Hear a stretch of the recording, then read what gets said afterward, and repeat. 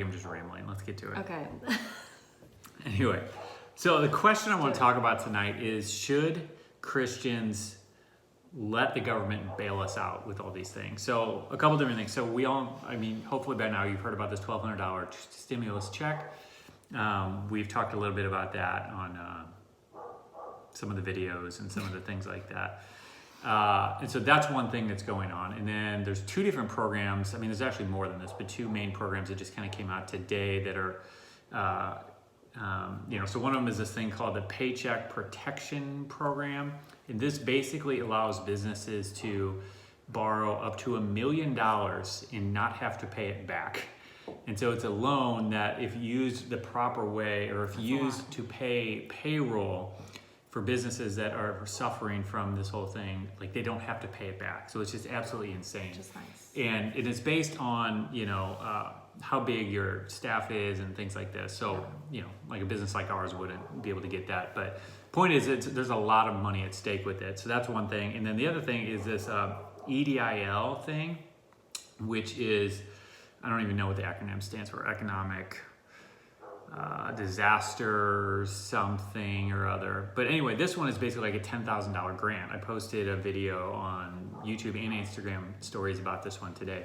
And so I've been talking a lot about this stuff just because it's coming available, and because it's just really interesting. And honestly, it all has happened so fast that the government, it's just all a jumbled mess. It's just a complete jumbled mess, the way the information is coming out. The government dumps this with a 500-page bill, and then 3 days later, it's like, all right, we're rolling it out, and it's just, no one knows what's going on. And just like all of the law is subject to interpretation. And so, accountants are trying to figure out what's going on and what it's actually saying and all this stuff.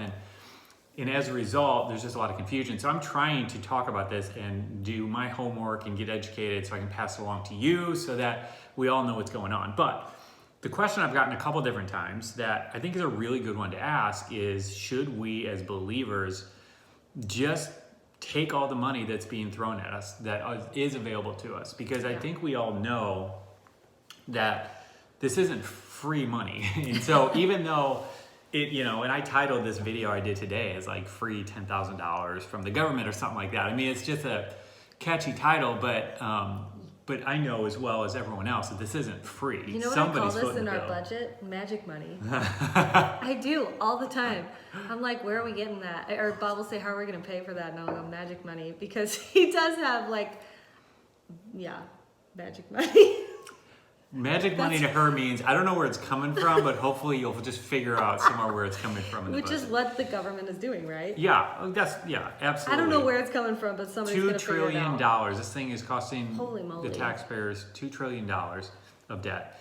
And it's going to be paid by someone at some point, so whether that's us or our kids or current taxpayers, like, somebody's paying for it. Somebody's going to have to pay. And so we know that there's no real free money here, but what does that mean for our responsibility as believers? And just so we're clear, I don't have any answers to this. These are just questions that I am thinking about and just kind of wondering about. We've got a... You want to say hi? All right, Alden, come say hi. Can you say hi to him? Are you okay? No? Okay. I'm going to go hang out with Alden for a minute. Parenting. All right, come on. So anyway, I think we all know that, there's no free money here, but like, what are we supposed to do as believers with this? And so there's an article that Chuck Bentley, CEO of Crown Financial, a guy I really respect and admire in terms of a believer understanding the financial kind of implications of all this. He wrote this article today that and it was directed towards church leaders and how church leaders should approach this and whether or not they should take this bailout. I'm calling it a bailout. And he raised a lot of good questions in there. And again, he didn't have like a definitive answer, and he kind of had like a pros and cons list looking at both sides. But I don't know, there's some good questions there that I think all of us should be asking, small business owners as well as, individuals with this like stimulus check. So I think we need to differentiate first off the stimulus check versus the other two programs that I mentioned for small business owners. So the stimulus check being the $1,200 per adult person that is going to be coming our way. And the difference with this is that there's no opt-in. It is happening automatically. It's just going to be sent to us. And so I separate that from the other two, because the other two are things you need to fill out an application for and you need to request and whatnot. So yeah, and I don't know what that looks like. If that's like, to me, because I've had a couple people ask me, like, should we be taking that $1,200? And I'm kind of like, I don't know what else to do, because they're going to send it to you anyway. So I kind of feel like that's, in my book, that's take the check and do something wise with it. Like, just don't do something dumb with it. And if you want, do possibly what you think the most admirable thing is to do with it, or what the intention behind the check is, like to stimulate the economy. So I remember Linda and I, when I think Bush did this, maybe, I don't know when this was, maybe I don't even know, a while ago. I remember President Bush had some sort of stimulus, if I'm remembering correctly, and we got a big chunk of change, and we prayed, and we just felt like, that's what we were supposed to do, is just use this money to help stimulate the economy any way we could. And so that's what we did. And so we just spent it. And my natural inclination would have been to save it more, or to pay down debt if we were paying down debt at that point. I don't remember, but to do those things. But since that was the intention behind it, that's what we chose to do with it. And we haven't talked about it with this one, but that is something that we're going to be praying about, kind of in light of all this. Now, the other two small business things, which actually are a whole lot more money. So like I said, the grant, or I shouldn't call it a grant, it's like an advanced loan type thing. And that's the one I made the video about today. That one is a simple application. Like, it literally took me 11 minutes to fill out the application for it. And I don't know. And like, now, like, I'm thinking about this, like, is that something that we should be taking? Like, our business has definitely felt the impacts of this. Like, a lot of our advertisers are pulling out, so it's definitely impacting our revenue, and it definitely will be in the foreseeable future. So, like, we're definitely taking an actual hit from this thing. But one of the questions I think that needs to be asked, and this is one that Chuck raised in this article, is what does it look like? I guess asking the question of, what if some other business needs this more than you? And so, because there's a limited amount of money, it's like, whatever, $359 billion or something, which is an insane amount of money, but it's going to go quick, it's going to go fast, and there are going to be businesses who miss out on it because they didn't move fast enough. And so, so that's a question that I'm asking myself now, because we could use the money, but I know other businesses that could use it more. And so, that's a question that I'm asking in the midst of all this. And then the other one, this paycheck, all these new acronyms I'm trying to remember, but Paycheck Protection Program, this one, and this is a really big one where, again, some businesses will get up to $1 million for this. This one is, since there's so much money coming out of this one and going to a lot of different businesses, it's the same question I'm kind of asking with all this. One other point I wanted to make here, because Chuck brought up some just really good points in here. So one thing he was talking about is kind of asking yourself, if you're in need right now financially with your business, or personal life, whatever, it doesn't really matter. Are you trusting God, or are you looking for something external to put your trust in, like the government or like a stimulus check? And there's This is all the time, though, right? It's like... it's just, this is amplifying it, because we got this big thing sitting in front of us. Right, and we have this monster that looks like it's going to be really, really bad, And so it's causing fear.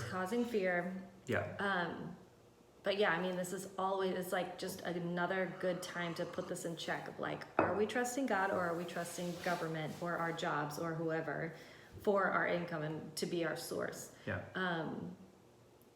Well, and this brings up another point that we've talked about in the past, but that we actually need to be trusting God all the time. And this dawned on me that, like, when we'd have whatever, a couple years, our business was doing really, really well. It's easy to feel like I don't need to trust God, but the reality is I need to be trusting him just as much then as when things are really tight. You know what I mean? Because there's actually no difference. Like, he's still the same provider in both circumstances. It's just an appearance of security that I have when our income or cash flow is a little bit higher. It feels like I don't need to trust him as much, but I actually do, because everything that I'm actually trusting in then is just absolute shaky foundation, just not real. Here one day and gone the next. Yeah, absolutely. Which, I mean, we had I think my mom told me about one of her friends who got just laid off from Enterprise. Like, I don't know, what happened there, but in this whole thing recently? Yes. Yeah. And there was not any notice. It was just like, you're done today, goodbye. And I mean, I'm sure that's happening to a ton of people right now. Yeah. And so it's like, you're trusting in this job. Like, if you are trusting in a job, all of a sudden it's gone, and you learn really quick where you need to put your trust. Exactly. So I think the question that we need to ask in the midst of whatever, trying to get this big bailout check from the government is, are we looking to this as our source and as our trust? Is this where we're leaning? Or is it actually in the Lord? And another kind of thing that Chuck brought up in this article that I thought was a really good point is, just kind of asking the question, is this God's provision? Because, I think in some ways you could think, well, there's no way that God would provide through the government, but there's actually, he just randomly mentioned 3 different examples in the Bible where you kind of have that situation where the government is kind of providing, or God is using the government to provide for God's people. So I'll just run over real quick. But so Pharaoh, apparently, and I don't remember the reference on this, but allotted land to the Jews in Goshen to survive during the famine. Artaxerxes supported Nehemiah so he could rebuild the broken walls of Jerusalem. And then Esther and Mordecai got help from the king in that situation as well. And so we have kind of a biblical precedent of God using the government to help. But at the same time, I think in any of those situations, if those people were trusting in the government rather than God, that would have been off. And, and I don't know, maybe God wouldn't have used that method. Maybe he would have used something else if he saw they were leaning in the wrong direction, trusting in the wrong things. So, go ahead. No, I mean, it's just one of those things that I feel like is a personal wrestle for everyone. There's just not any clear-cut answer. Yeah, and I think that's... Everyone wants there to be like, I was just DMing with someone the other day, and they were like, tell me, is this wrong or right? And it's like, I mean, I wish I could. Yeah. Like, I wish it was that clear, but it's not always that clear. Yeah, and I mean this like completely respectfully, because I'm the same way. I like when things are black and white. It's like, all right, this is right, this is wrong. But you can't be lazy with it. Like, you have to wrestle with these questions, and you have to go to God in prayer. And you have to pray about this thing for yourself and see where God leads you in what he has for you to do. I just think that is the best approach to something like this. And whenever you find something, because there are plenty of things that are pretty black and white. I mean, pretty biblically solid one way or another. Right. But situations like this that kind of come in, that's just what I think we need to do. Yeah. Rather than looking for somebody to tell us, hey, this is what you have to do, this is what you need to do.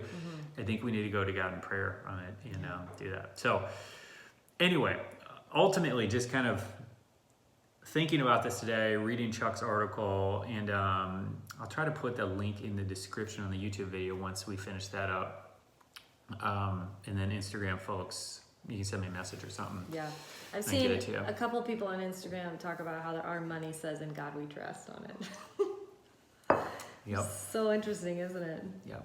But I think ultimately I just kind of landed on, man, we need to spend some time praying about this. Because like my initial gut reaction was, well, heck yeah, we're just going to do it. And and it's like, I want to make sure this is what we're doing. And if this is God's provision, then great. Like, I'm going to do that, and we're going to use it wisely, and we're going to give a bunch of it, and we're going to save some, we're going to spend some, whatever. I mean, actually the one thing is specifically for payroll expenses, in which like we will use it that way. We'll use it as the government instructs, you know. But point is that I just want to make sure we're doing what we're supposed to be doing, and the same for you guys. That I'm actually reminded of a time right after. So Bob got laid off. For anybody who doesn't know Bob's story, I'll recap it pretty quick. It's our story, but it's our story. But Bob got laid off in 2008, I guess. Yep. And right after he got laid off, there was a friend that he had that was like, hey, I've got this business. I really need someone. And Bob was like, this is my ticket. I'm going to take it. Let me add some more color to this. Like, okay, so it was like almost a dream job. It was something I would have been really good at, working with a really good friend of mine who I respected so much and looked up to so much. It was going to pay 2 times more than the job I just got laid off from. And when he asked you what you would charge, and I doubled it. This is funny. You were like, "There's no way." And he threw out this number, and he was like, "Oh my gosh, are you serious? Is that it?" He was kind of expecting my offer to be more. Like everything about it looked great, and so I just said yes. I'm like, heck yeah, I'm doing that. And immediately, as soon as I did that, I kind of felt the Lord drop my heart, like, nope, that's not it. And I'm like, no. I thought this was it. And I'm like, no, this is it. And I had to call him back and tell him, man, I'm sorry, this is not it. But in hindsight, what would have happened, because I watched where that business went, like I would have, in a year, been somewhere else, and then at the same time I would have never gotten my business that we're doing now off the ground. Who knows, maybe it never would have happened. Like I would have missed out on so much blessing, like so much higher than we could have imagined, and so much higher than that job was going to offer you. Absolutely, did so much better within the next couple of years. So yeah, God is smart, and when He is leading us and guiding us on these things, it is absolutely worth obeying. Man, God's smart. Y'all, God is smart. So anyway. All right. Yeah. Well, I think a few questions came in, so let's hit some questions real quick. How are we going to get them? I don't know. We're going to try. Okay. I think. Let's just pull it over a little bit. We'll get cozy with it. So we're going to try to answer a few questions for a few minutes and then go from there. Wow. It says some questions such as spam will not be, what does it say? I don't know. I don't know how to see these. All right. Questions. Anybody on Instagram? I wonder if y'all have questions? On the computer. I don't know. I'll try to pull it up. Good evening, Bob. Hey. Good evening to you.